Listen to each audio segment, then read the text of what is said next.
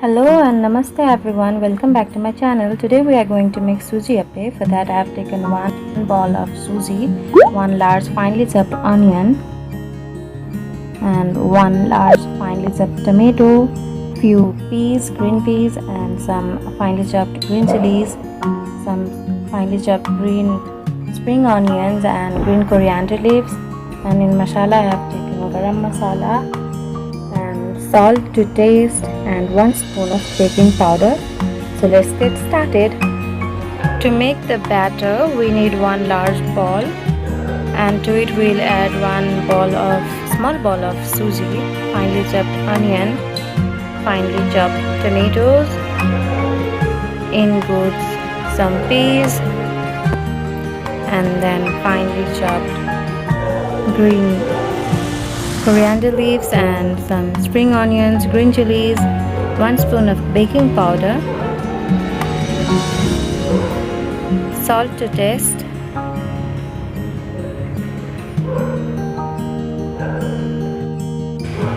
garam masala. I'll be adding just 1 spoon of garam masala. We'll now mix the dry ingredients and we'll make the batter by using the water. I have taken 1 glass of water. So I'm mixing the dry ingredients well and then we'll add the water. We'll add water little by little. We don't want our batter to be really runny. We just want a flowy consistency of the batter. So 1 glass of water and we'll just give it a quick mix and then we'll just cover it with a plate and leave it for almost 10 to 15 minutes so that the suji soaks all the water.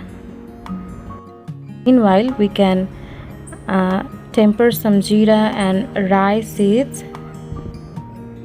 We'll be taking a small ladle and I'll be adding some oil to it, and we'll add the jeera and rye seeds as tadka. After the oil is heated, we'll add the jeera and rye seeds. Let it splutter and then we'll switch off the flame and add it as a tadka to the rested batter. The batter has rested for 15 minutes now. We'll add it. We'll give it a quick mix and we'll check the consistency of the batter.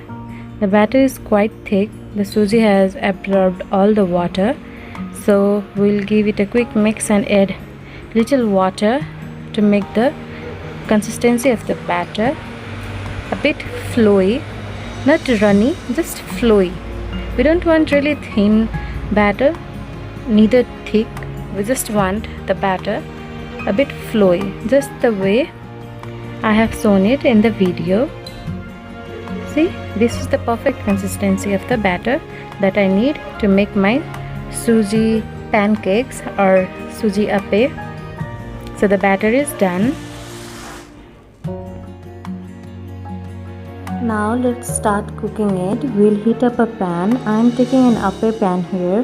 It is not necessary that we all have appe pan at our home. I also got hand on these recently, so we can use tawa for making this. I have used tawa before.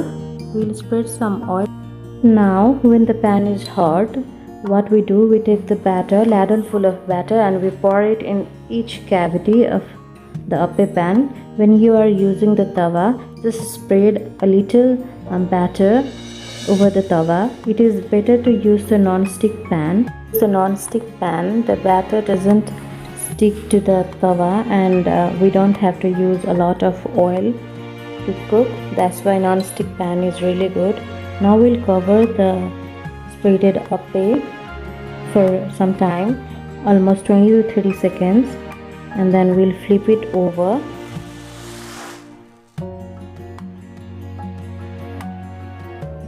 After 30 seconds, we just remove the lid and we'll flip it over to cook it on the other side as well.